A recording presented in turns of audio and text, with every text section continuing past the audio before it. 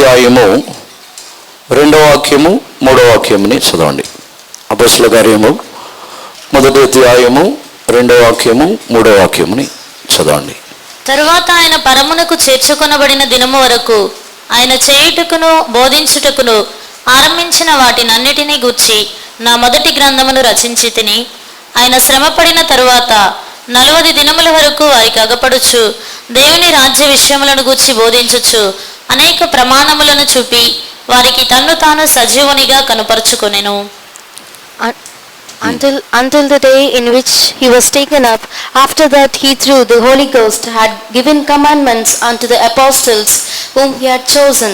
To him also he shewed himself alive after his passion by many infallible proofs, being seen of them 40 days, and speaking of the things pertaining to the kingdom of God.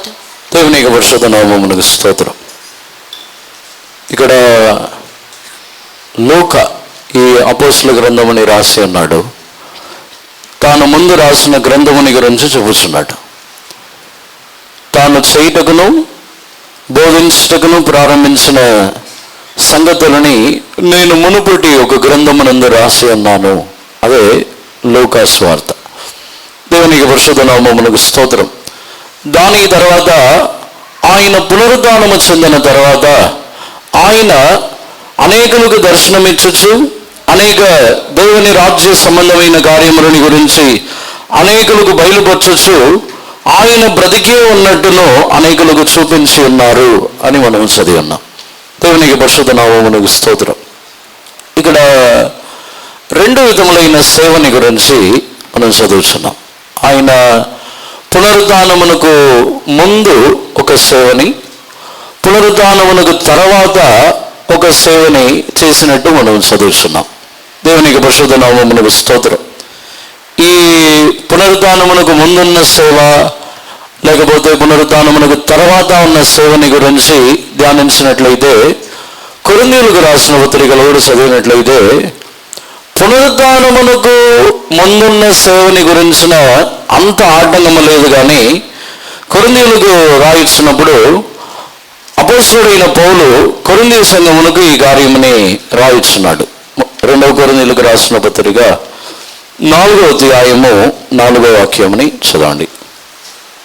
దేవుని స్వరూపి అయిన క్రీస్తు మహిమను కనపరచు సువార్త ప్రకాశము వారికి ప్రకాశింపకుండా నిమిత్తము ఈ యుగ సంబంధమైన దేవత అవిశ్వాసులైన వారి మనోనేత్రములకు గ్రుడ్డితనము కలుగజేసెను.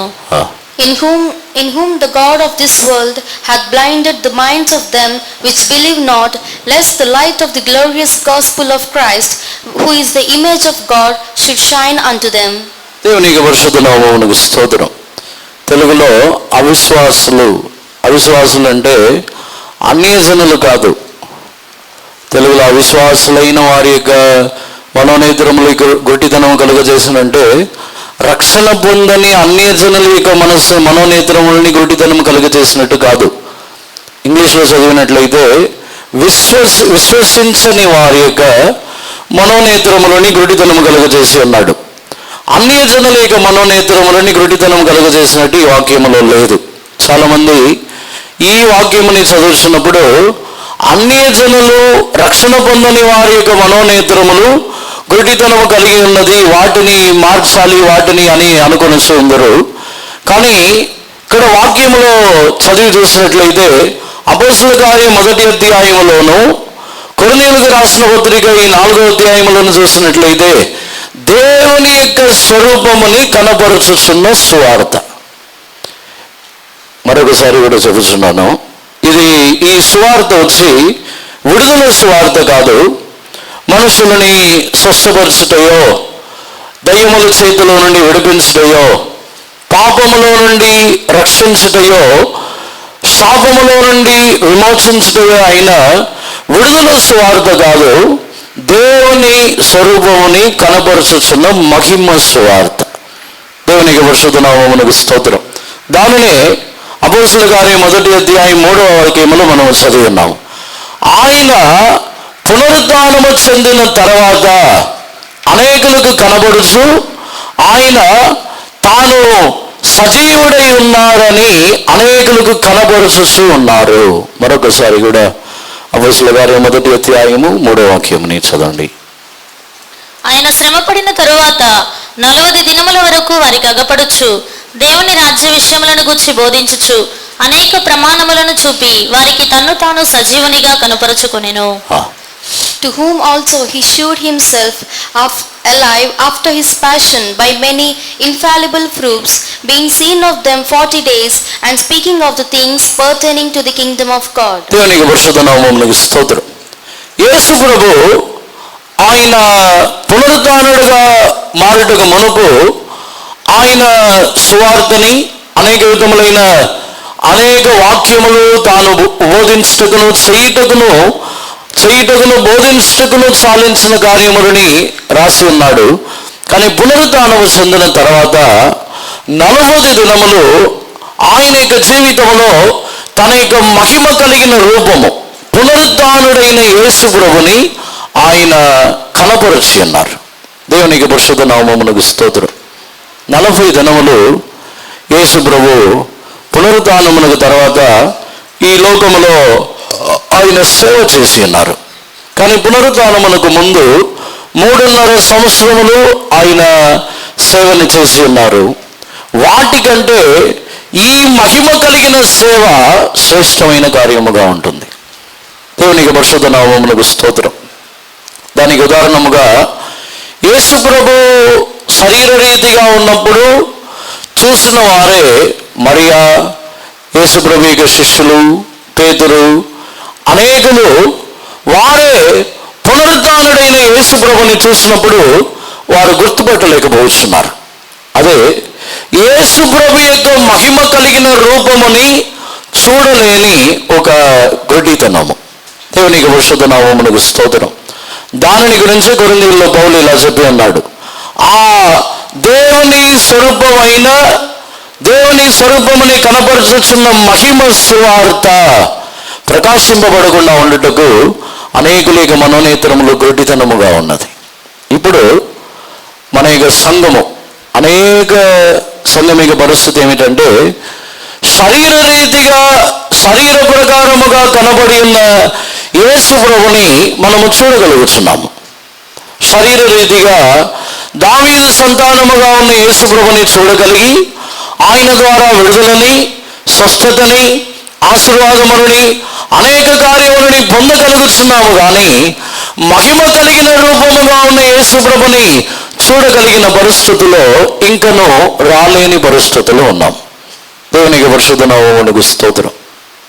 దానికి యేసు ప్రభు 40 దినముల వరకు అక్కడ వారికి కనబడినట్లు మనము చూస్తున్నాం. ఈరోజు మనము ధ్యానించబోతున్న కార్యమే ఈ 40 దినములు ఎందుకు వారికి కనబడవలను.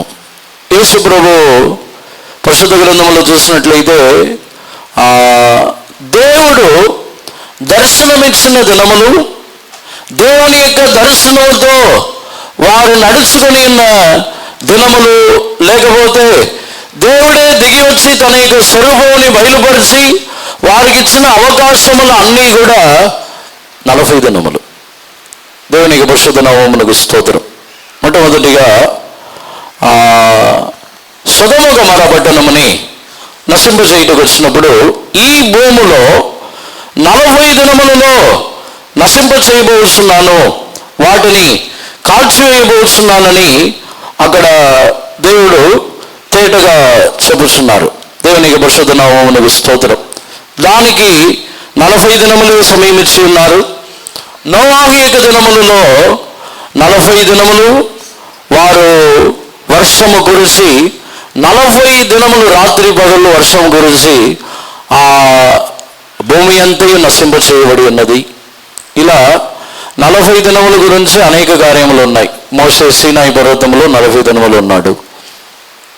ఏలియా 40 దినములు తాను రాత్రి పగలు దేవుడిచ్చిన ఆహారము ద్వారా తాను నడుచుచు వెళ్ళి ఉన్నాడు.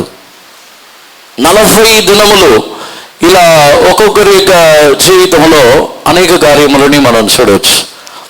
దీనిని బట్టి యేసు ప్రభు కూడా 40 దినములు పునరుద్ధానము చెందిన తర్వాత తాను ఒక సేవని చేసి ముగించి ఉన్నారు. దానిని బట్టి చూసినట్లయితే ఈ 40 దినములలో ఒక శ్రేష్టమైన ఒక అనుభవం ఉన్నది. 40 దినములు యేసు ప్రభు యొక్క ఉపవాస దినములు కూడా 40 దినములు ఆయన ఉపవసించి తర్వాత ఆయన తన యొక్క సేవని ఆయన ప్రారంభించి ఉన్నారు. దీనిని బట్టి చూసినట్లయితే ఆ మహిమ కలిగిన సువార్త ప్రకాశింపబడు నిమిత్తము యేసు ప్రభు యొక్క శిష్యులలోనూ అనేకులలోనూ ఆ పునరుద్ధానుడైన యేసు ప్రభు ఆ స్వరూపము కనబడు నిమిత్తము 40 దినములు అందరికీ కనపరుచు చివరిగా వారికి ముందే ఆయన 40 దినములు ముగించబడిన తర్వాత వారికి ముందే ఆరోహణమై ఆయన ఆకాశమునకు కొనిపోబడి ఉన్నారు. దానిని ఈ 40 దినముల యొక్క సంఘటనలన్నిటినీ మనం ధ్యానించి చూసినట్లయితే దేవుని యొక్క స్వరూపముని గురించిన ఒక దర్శనము ఒక వ్యక్తికి తాను కలిగి ఉండవలనంటే ఖచ్చితంగా దేవునితో ఒక 40 దినములైనను తాను గడపవలసిన వాడే అన్నాడు. ఈ రోజుల్లో ఇప్పుడు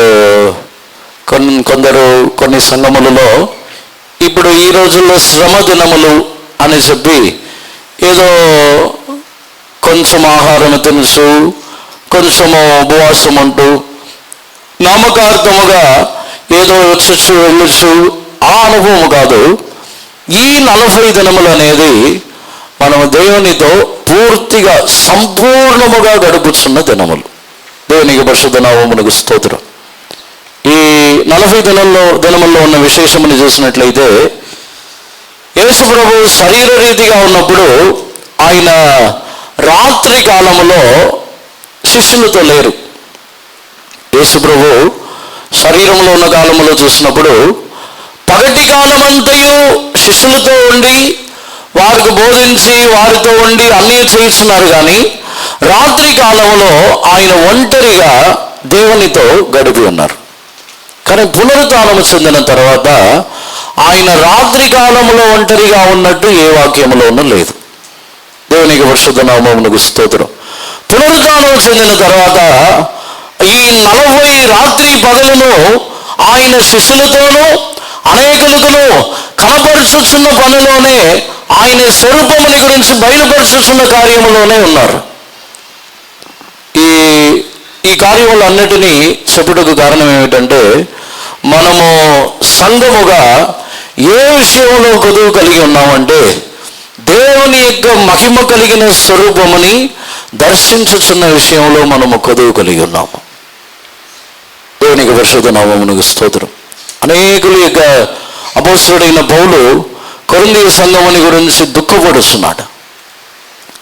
కొరింథీ సంఘములో రక్షణ పొందని వారిని గురించిన దుఃఖము కాదు, కొరింథీ సంఘములో ఉన్న జనులని గురించే ఆ 4వ అధ్యాయంలో దుఃఖపడుచు ఈలాగా రాయిచున్నాడు. ఆ స్వార్థ యొక్క వెలుగు ప్రకాశింపబడకుండా ఉండుటకు అవిశ్వాసులైన కన్నులు గురిటితనముగా ఉన్నదని. అవిశ్వాసులంటే బయట వారు కాదు, మనమే విశ్వాసము లేని వారై మన యొక్క కన్నులు గురిటితనముగా మారిపోయి ఉన్నది. ఇప్పుడు నిశ్చయముగా మనలో ఒక దర్శనము కలగాలి. ఒక దర్శనం కలగాలంటే ఈ 40 రోజులని గురించి మనము ధ్యానించి చూసినట్లయితే లోతు యొక్క కాలములకు వచ్చినప్పుడు అక్కడ వారు దేవుని దర్శించి, అబ్రహాము దేవుని దర్శించి ఆ పట్టణం నశించిపోవడానికి ముందు దేవుని తాను సంపూర్ణముగా దర్శించుచున్నాడు. ఆది కాండములకు వచ్చినట్లయితే అక్కడ అబ్రహాము యొద్దకు 3 పురుషులు వచ్చినట్టు మనము చూస్తున్నాం. ఆది కాండము 18వ అధ్యాయము 2వ వాక్యముని చదవండి. నా ప్రభువులారా, దయచేసి మీ దాసుని ఇంటికి వచ్చి రాత్రి వెళ్ళబుచ్చి కాళ్ళు కడుగుకొనుడి. మీరు పెందలక్కడ లేచి మీ త్రోవన వెళ్ళవచ్చునెను. మొదటి వాక్యం నుండి చదవండి. ఆ సాయంకాలమందు ఆ 2 దేవదూతలు సొదొమ చేరునప్పటికీ లోతు సొదొమ గవిని యొద్ద కూర్చుండి ఉండెను. లోతు వారిని చూచి వారిని ఎదుర్కొనుటకు లేచి సాష్టాంగ నమస్కారము చేసి, నా ప్రభువులారా, దయచేసి మీ దాసుని ఇంటికి వచ్చి రాత్రి వెళ్ళబుచ్చి కాళ్ళు కడుగుకొనుడి. మీరు పెందలెక్కడ లేచి మీ త్రోవన వెళ్ళవచ్చునెను. 18వ అధ్యాయము 1వ వాక్యము 2వ వాక్యం. మరియు మమ్రే దగ్గరనున్న సింధూర వనములో అబ్రహాము ఎండవేళ గుడారపు ద్వారమందు కూర్చుని ఉన్నప్పుడు యెహోవా అతనికి కనబడెను. అతడు కన్నులెత్తి చూచినప్పుడు 3 మనుష్యులు అతని ఎదుట నిలువబడి ఉండిరి. చాలు. యెహోవా అతనికి అబ్రహాముకు కనబడి ఉన్నారు. ఇంగ్లీష్లో చదవండి. And the Lord appeared unto him in the plains of Mamre, and he sat in the tent door in the heat of the day, and he lifted up his eyes and looked, and lo, 3 men stood by him, and when he saw them, he ran to meet them from the tent door, and bowed himself toward the ground. దేవునికి పరిశుద్ధ నామమునకు స్తోత్రం. అక్కడ అబ్రహాముకి యెహోవా కనబడి సొదొమ గొమొర్రా పట్టణముని నశింపచేయుచున్న కార్యముని గురించి అక్కడ ప్రకటించుచున్నారు. దేవునికి పరిశుద్ధ నామమునకు స్తోత్రం. ఈ దేశముని నశింపచేయుచున్న కార్యముని గురించి తేటగా అక్కడ అబ్రహాముకి ఈ కార్యముని గురించి బయలుపరుచుతున్నారు. దేవునికి పరిశుద్ధ నామమునకు స్తోత్రం.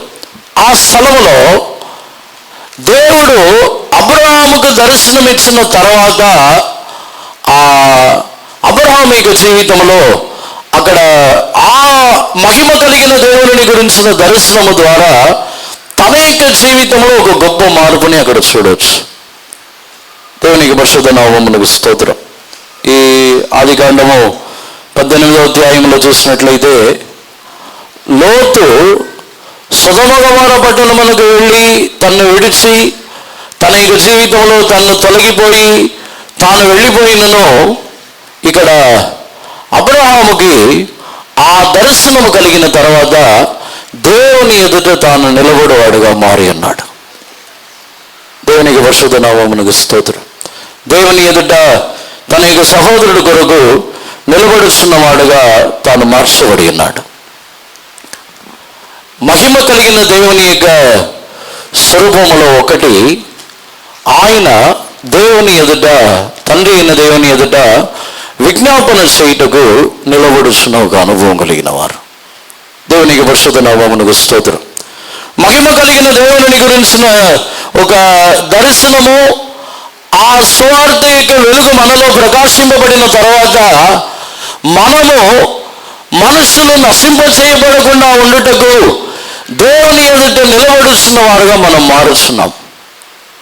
ఇప్పుడు ఆ మహిమ కలిగిన వారి యొక్క దర్శనం మనలో కలుగుతున్నదా?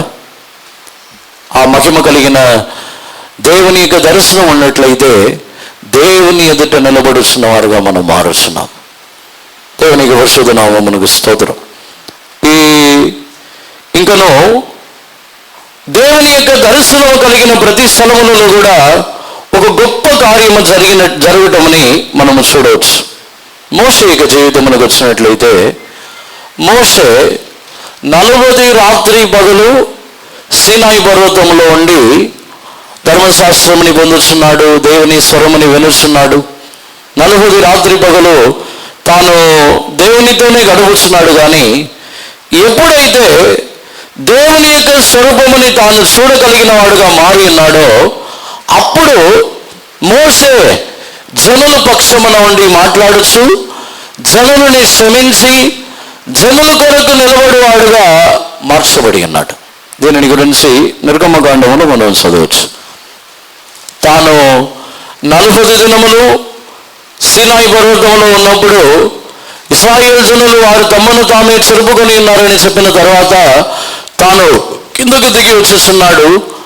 అప్పుడు వారి మీద కోపపడి రాతి పలకలని పగలకొట్టి దానిని పొడిగా చేసి నీళ్ళల్లో కలిపి వాటిని త్రాగమని చూపిస్తున్నాడు. కానీ దేవుని దర్శించిన తర్వాత మోషేలో ఒక గొప్ప మార్పుని మనం చూడగలుగుతున్నాం.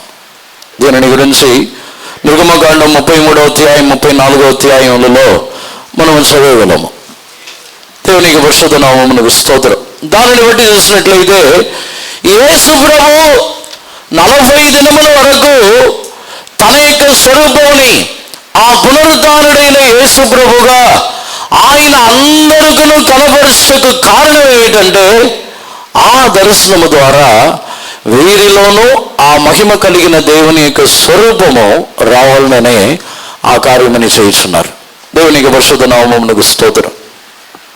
అందుకే యేసు ప్రభు 40 దినముల వరకు తన యొక్క స్వరూపముని వారికి కనపరచుతూనే ఉన్నారు.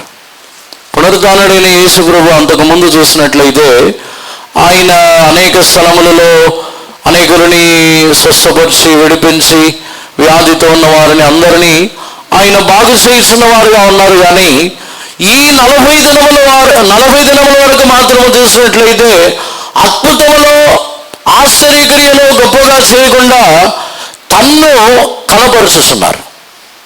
ఒకవేళ తన్ను ఎవరైనా కనిపెట్టకుండా ఉన్నట్లయితే, ఎవరైనాను యేసు ప్రభువే అని గుర్తుపట్టకుండా ఉన్నట్లయితే వారి యొక్క కన్నులు తెరవబడి నిమిత్తము కొన్ని కార్యములను చేసి ఉన్నారే తప్ప ఏ అద్భుతమని చేయలేదు. దేవునికి పరిశుద్ధ నామమునకు స్తోత్రం. అంటే పునరుద్ధానుడైన యేసు ప్రభు యొక్క ఉద్దేశమే ఆ మహిమ కలిగిన స్వరూపముని దర్శించి ఆ మహిమ కలిగిన యేసు ప్రభు వలె మార్చబడవలననేదే యేసు ప్రభు యొక్క ముఖ్యమైన ఉద్దేశం. ఇప్పుడు ఆత్మీయ జీవితంలో ఆ మహిమ కలిగిన యేసు ప్రభుని మనం చూడగలుగుతున్నామా? మహిమ కలిగిన యేసు ప్రభుని చూడగలిగిన ఒక అనుభవం మనలో ఉన్నదా? చూడగలిగిన అనుభవం ఉండాలంటే పునరుద్ధాన శక్తిని గురించి ఒక విశ్వాసం మనలో ఉండాలి. పునరుద్ధాన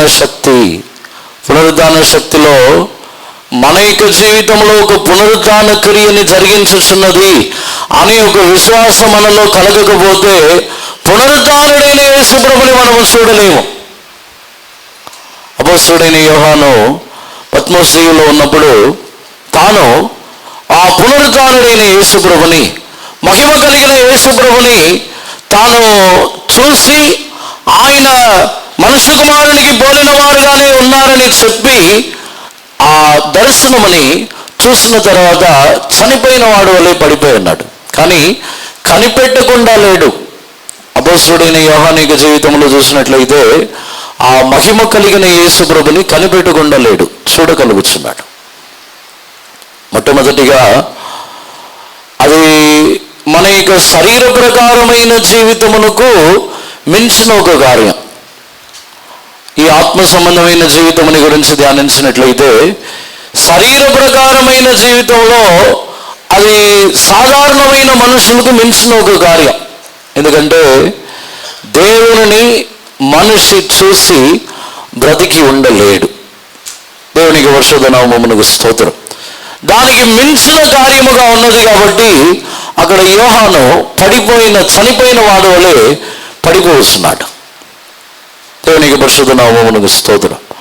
మహిమ కలిగిన యేసు ప్రభుని దర్శించగలిగిన అనుభవం మనలో లేకపోతే మహిమ కలిగిన రూపంలో మనం మార్చబడలేము. శరీర ప్రకారమైన యేసు ప్రభుని గురించి ధ్యానించినప్పుడు వారు చూసిన కార్యములని గురించి రాయిస్తున్నారు.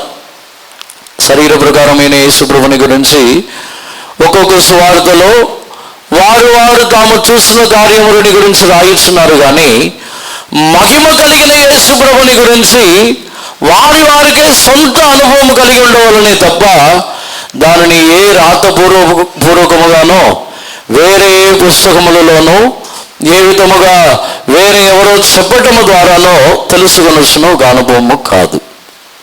దేవునికి పరిశుద్ధ నామమునకు స్తోత్రం. కానీ మహిమ కలిగిన యేసు ప్రభుని చూచుచున్న ఒక దర్శనము లేకపోతే మన యొక్క జీవితంలో నిశ్చయముగా మన యొక్క జీవితంలో సంపూర్ణతకు మనం వెళ్ళలేం. యేసు ప్రభు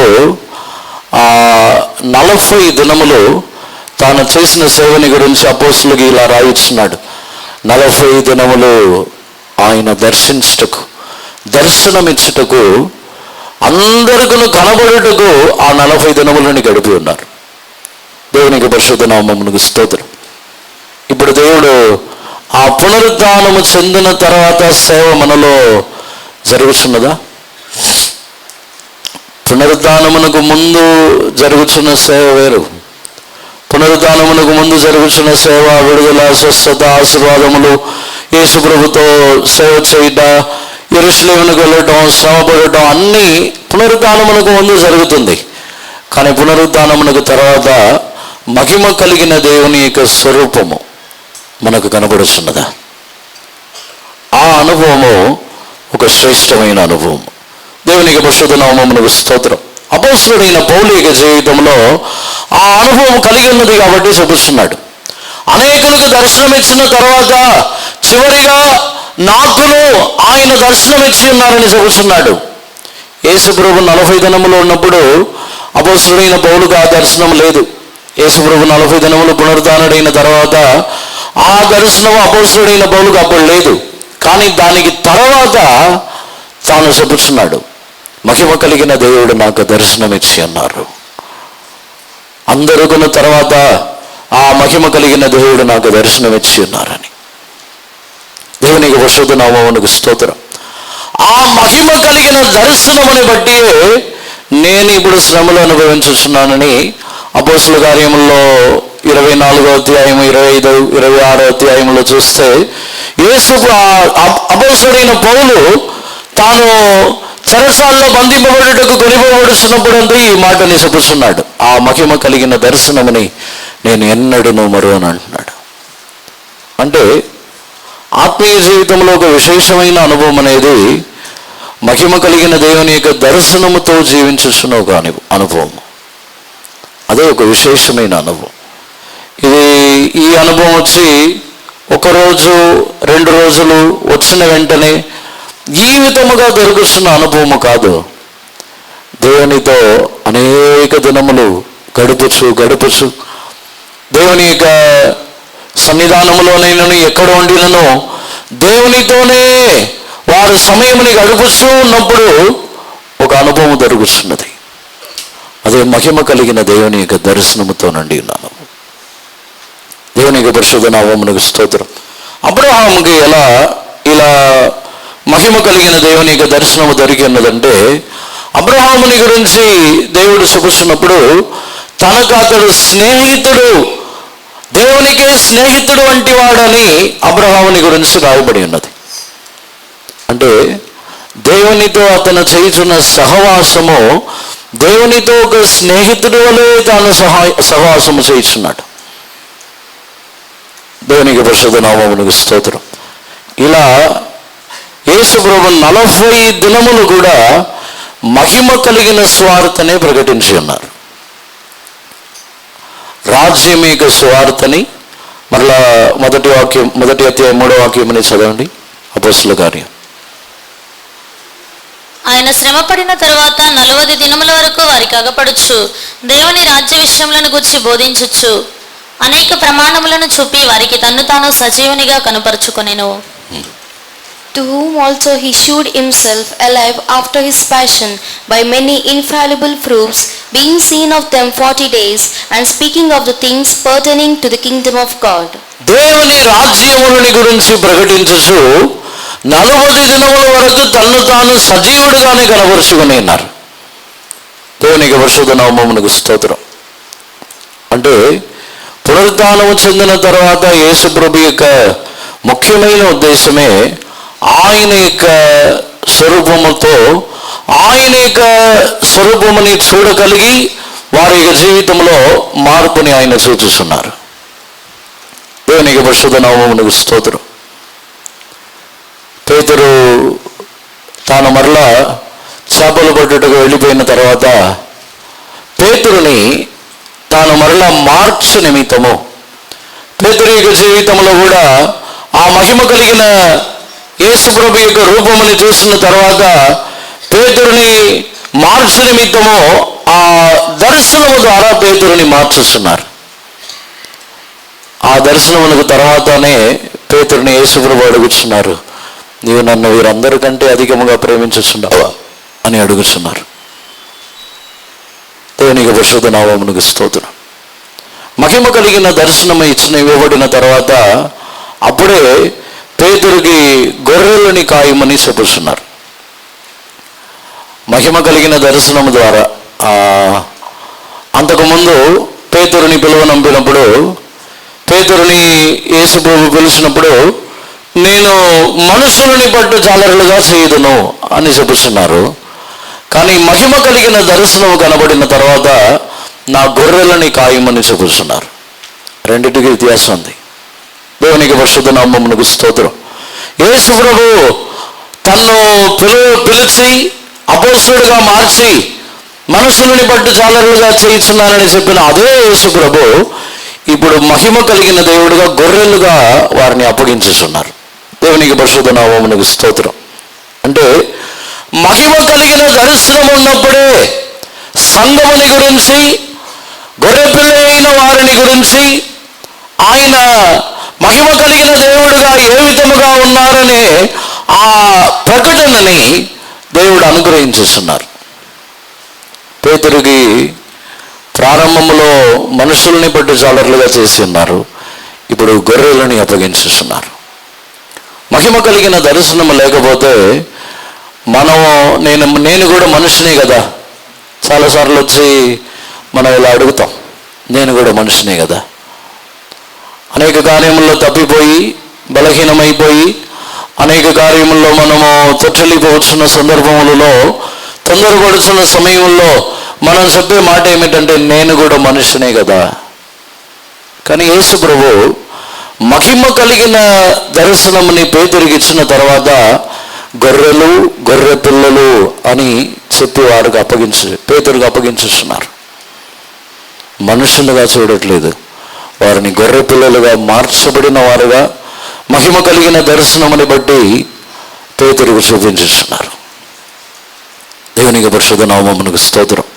అందుకే మహిమ కలిగిన దర్శనం ఉంటేనే మన యొక్క కన్నులు వ్యత్యాసముగా చూసిద్ది. మహిమ కలిగిన దర్శనం లేకపోతే మన యొక్క కన్నులు వ్యత్యాసముగా చూడదు. దానికి ఉదాహరణముగా యెషయా గ్రంథంలోకి వచ్చినట్లయితే 6వ అధ్యాయంలో చూసినప్పుడు అక్కడ యెషయా ప్రవక్త ఒక దర్శనముని చూస్తున్నాడు. దానిలో దేవుని దూతలు దేవుని పరిశుద్ధుడు పరిశుద్ధుడు పరిశుద్ధుడు అని చెప్పి భూమి అంతయు మహిమతో నుండి ఉండటమని వారు చూస్తున్నారు. చదవండి.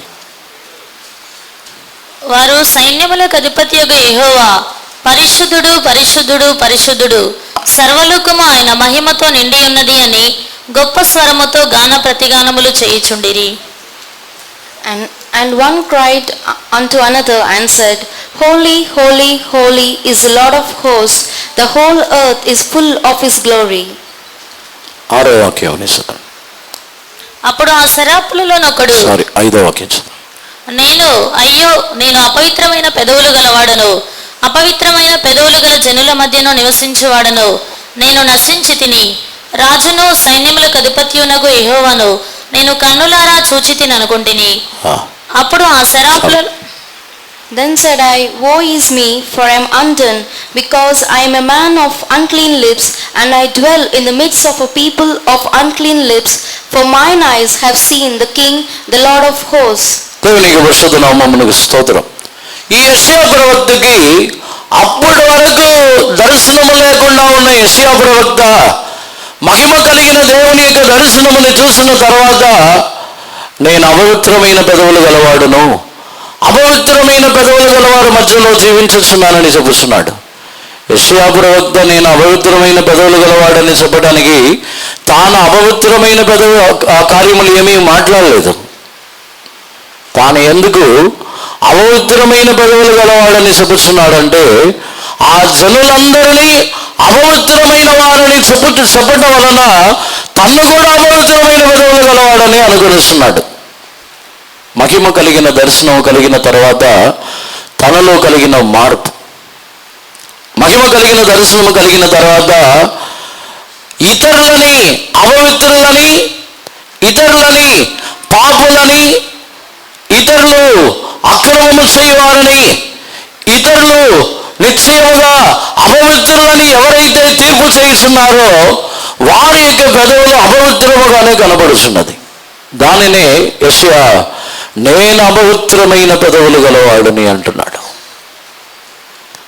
దర్శనముని చూసిన తర్వాత తన యొక్క జీవితంలో దేవదూతల యొక్క దృష్టిలో భూమి అంతయు మహిమతో నిండి ఉండటమని చూచుచున్నారు. కానీ యెషయా ఇతరులందరినీ పాపులుగా చూచుచున్నాడు. అందుకే తన యొక్క జీవితంలో ఆ మహిమ కలిగిన దర్శనం కనబడిన తర్వాత తన యొక్క జీవితంలో ఒక మార్పు కలిగి ఉన్నది. దానికి తర్వాత ఒక అగ్ని అతనిని తాకి ఉన్నది. దానికి తర్వాత నేను వెళ్ళుదును మీ విషయమై అంటున్నాడు. మహిమ కలిగిన దర్శనం లేకపోతే ఇతరులని తీర్పు తీర్చడమే తప్ప వారి విషయమై మనము ఎంత మాత్రమును వెళ్ళము. ఇతరులని తీర్పు తీర్చి వారు ఇటువంటి వారు, వారు పాపులు, వారు అక్రమము చేయవారని చెప్పడమే తప్ప మహిమ కలిగిన దర్శనం ఉంటే మాత్రమే వారి విషయమై మనం వెళ్ళుదాము. వారి విషయమై వెళ్ళుదామంటే ఎవరు వెళుతారు నా నిమిత్తం అంటే వారి విషయమై వెళ్ళుదామంటే వారి యొక్క పాపములని తాను భరించుతూ వారి యొక్క పాపములని తన మీద వేసుకున్నట్టుగా వెళ్ళాలి. వారి విషయమై వెళ్ళుదనంటే వారిని నేను వెళ్ళి మార్చి చూపిస్తానని సాధించడానికి కాదు. యేసు ప్రభు ఈ లోకములో వచ్చినది నేను వెళ్ళి వారిని మార్చి చూపిస్తానని కాదు, వారి పాపములని నేను మోసి వారిని క్షమించుదును అని వచ్చి ఉన్నారు. దేవునికి పరిశుద్ధ నామమునకు స్తోత్రం. మనం వెళ్ళి ఎక్కడికి వెళ్ళి ఏ స్థలమునకు వెళ్ళి దేనిని సాధించలేము. చాలామంది అనుకుంటారు నేను వెళ్తే ఇలా చేస్తాను, నేను వెళ్తే అది సాధిస్తాను. ఎవరు ఎక్కడికి వెళ్ళి దేనిని సాధించలేరు. ఆ మహిమ కలిగిన దేవుని యొక్క దర్శనం ఉన్నట్లయితే మనము భరించుటకు పాపములని, ఇతరులేక పాపములని, ఇతరులేక దోషములని, ఇతరులేక అక్రమములని భరించుటకు దర్శనముతో మనం వెళుదాము. మనము ఇతరులేక పాపములని, దోషములని భరించుచున్న వారుగా మారుస్తున్నప్పుడు నిశ్చయముగా మన యొక్క జీవితంలో ఆ మహిమ కలిగిన దర్శనము ద్వారా మనలో ఒక గొప్ప కార్యము జరుగుతున్నది. ఈరోజు యేసు ప్రభు పునరుద్ధానమునకు ముందు చేసిన సేవ, ఆ శరీరధారిగా ఉన్న చేసిన సేవ కంటే ఈ 40 దినములు మహిమ కలిగిన దేవుడుగా ఆయన యొక్క స్వరూపముని ఇతరులు చూడవలను, కనపరుచుకునవలను, దానిని తెలుసుకునవలనని తాను బ్రతికి ఉన్నట్టు అందరికి చూపించి ఉన్నారు. దేవునికి పరిశుద్ధ నామమునకు స్తోత్రం. ఆయన సజీవుడు. ఒకసారి అందరిని కూడా కన్నులు మూసుకుందాము.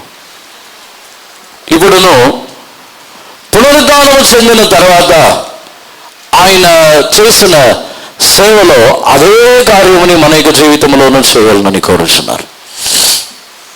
40 దినముల వరకు అనేకులకు ఆయన తను కనపరుచుకొని ఉన్నారు. దానికి తర్వాత పౌలుకు కూడా దేవుడు తను తాను కనపరుచుకొని ఉన్నారు. దానికి తర్వాత కూడా అనేక పరిశుద్ధులైన వారికి మహిమ కలిగిన దేవుడుగా ఆయన కనబడి ఉన్నారు. మనకును అదే సేవని మన యొద్ద ఆయన సజీవుడుగానే ఉన్నారు. పునరుద్ధానమునకు ముందైతే ఆ 3.5 సంవత్సరములతో ఆ సేవ ముగించబడుతున్నది. కానీ పునరుద్ధానమునకు తర్వాత ఆయన సజీవుడుగానే ఉన్నారు కాబట్టి ఆయన మన యొక్క జీవితంలో ఎల్లప్పుడూ మహిమ కలిగిన దేవుడుగా కనబడవాలని కోరుస్తున్నారు. మహిమ కలిగిన యేసు ప్రభుగా ఆయనను చూచుదాము. అందరినీ కూడా కన్నులు మూసుకొనదాము.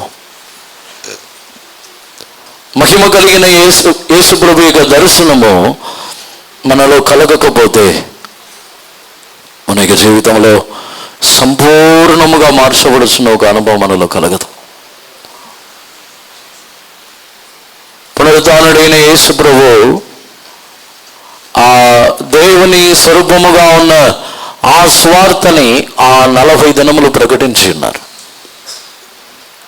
మనలోనూ ఆయన యొక్క స్వరూపము కలిగిన నిమిత్తము మనము కూడా శరీరధారిగా ఉన్న యేసు ప్రభు వలె కాదు.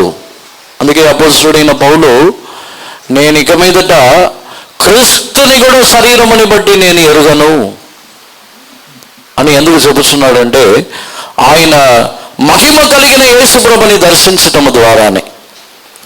క్రీస్తుని కూడా నేను శరీరముని బట్టి ఇక ఎరుగను అంటున్నాడు. ఆ వాక్యముని చదవండి.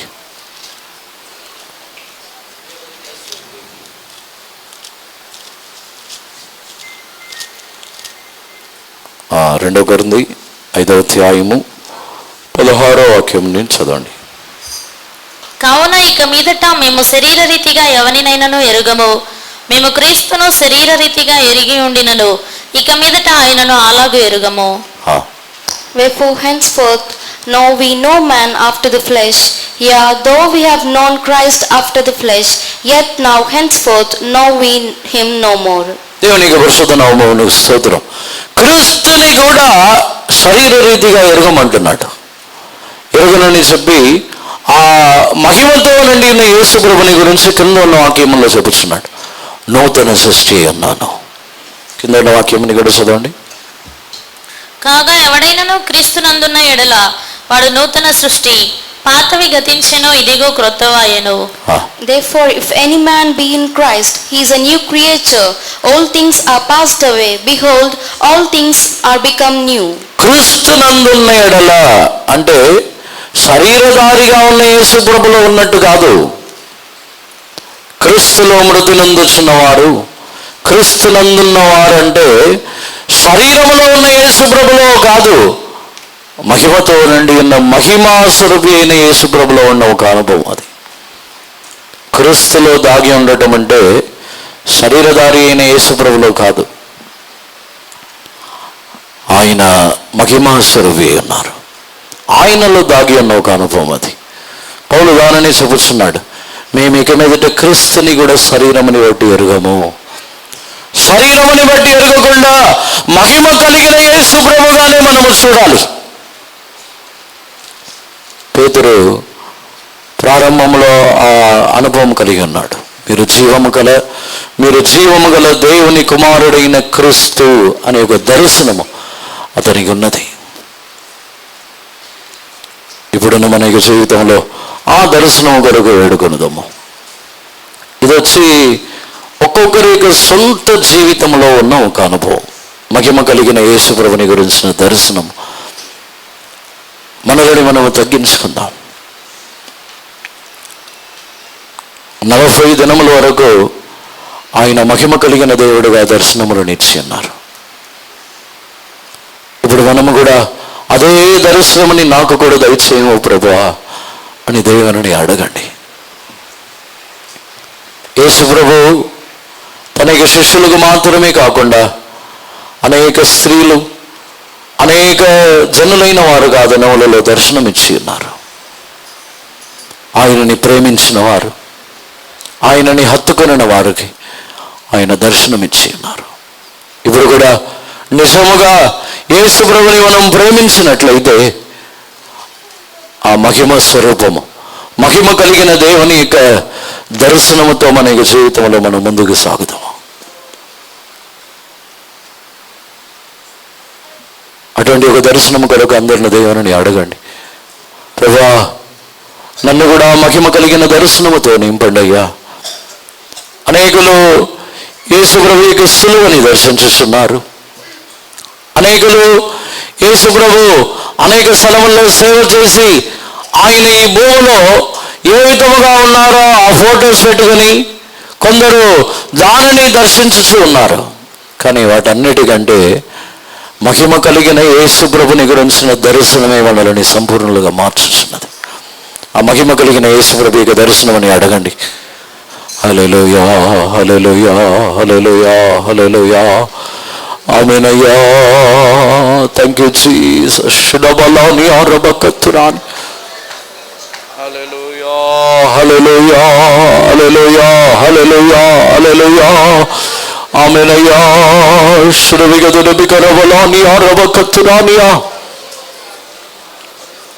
ఆయన ఎవరు ఆయనని ప్రేమించి ఉన్నారో వారుగా దర్శనమిచ్చి ఉన్నారు. మనల్ని దేవుడు ప్రేమించుతున్నారు. మనము కూడా ఆయనని ప్రేమించినట్లయితే నిశ్చయముగా దర్శనముని దేవుడు ఇచ్చుతున్నారు. పేతురులో కొన్ని బలహీనతలు ఉన్నాయి, పేతురులో వెనుకబడిపోవచ్చున్న ఒక అనుభవం ఉంది. తాను పెరిగివాడు, పారిపోవచ్చున్నాడు. కానీ పేతురులో యేసుప్రభు మీద ప్రేమ ఉంది. అందుకే ఆ మహిమ కలిగిన దర్శనముని యేసుప్రభు తనకి ఇచ్చి ఉన్నారు. మనము కూడా యేసుప్రభుని ప్రేమించుచున్నామా? మనము కూడా బలహీనులమే, మనలో కూడా కొన్ని కొరతలు ఉండవచ్చు. కానీ యేసుప్రభుని మనం మిక్కిలి అధికముగా ప్రేమించినట్లయితే ఆ మహిమ కలిగిన దర్శనముని దేవుడు మనకి ఇచ్చేస్తున్నారు. హల్లెలూయా, హల్లెలూయా, హల్లెలూయా, హల్లెలూయా, హల్లెలూయా, హల్లెలూయా. ఆత్మసుదీవిలో యోహానుకు దర్శనమిచ్చిన విధమున, ఆత్మసుదీవిలో యోహానుకు దర్శనమిచ్చిన పాత్రలేని మీ దాసులను పరమ దర్శనముతో, పాత్రలేని మీ దాసులను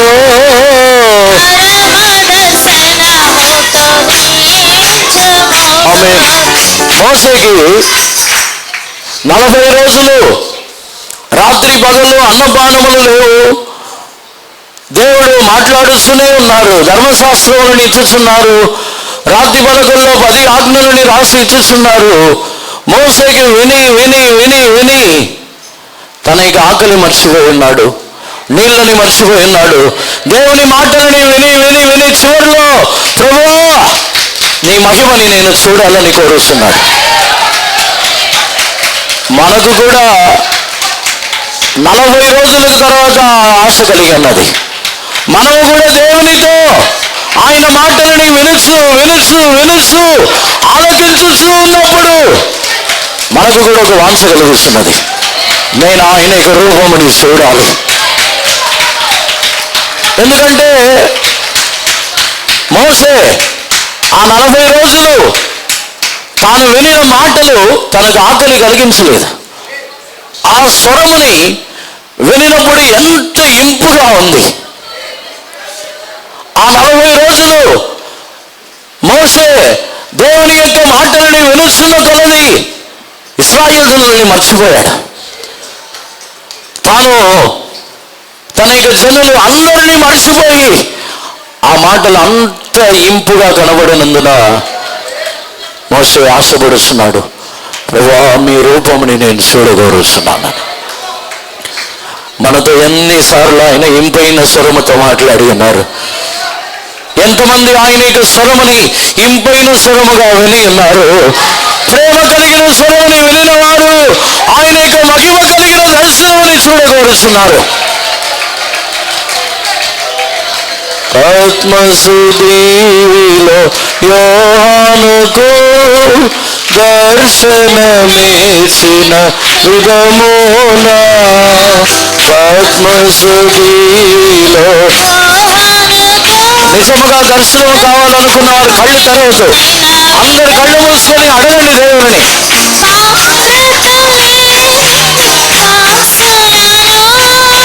పరమ దర్శనముతో దీవించుము, పాత్రలేని మీ దాసులను పాత్రలేని మీ దాసులను వరమ పాత్రలేని మీ దాసులను నిజమే. వినండి వినండి. హల్లెలూయా.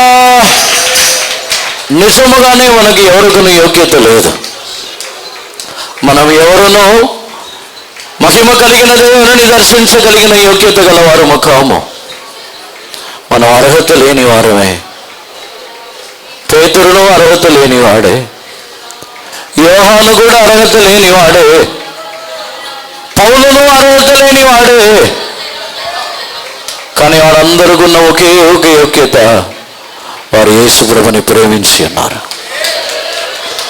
నిజముగా మనం యోగ్యత లేని వారమే, కొరతలు కలిగిన వారమే, పిరికి వారమే. కానీ యేసు ప్రభుని మనం ప్రేమించుతున్నాము. నిశ్చయముగా ప్రేమించినట్లయితే ఆయన మహిమ కలిగిన దర్శనమని మనకి ఇచ్చిస్తున్నారు. ప్రేమతో అడగండి. పాత్రత లేని మీ దాసులను పరమ దర్శనముతో దీవించుము. పాత్రత లేని మీ దాసులను పరమ దర్శనముతో పాత్రత లేని మీ దాసులను హల్లెలూయా. పాత్రత లేని మీ దాసులను పరమ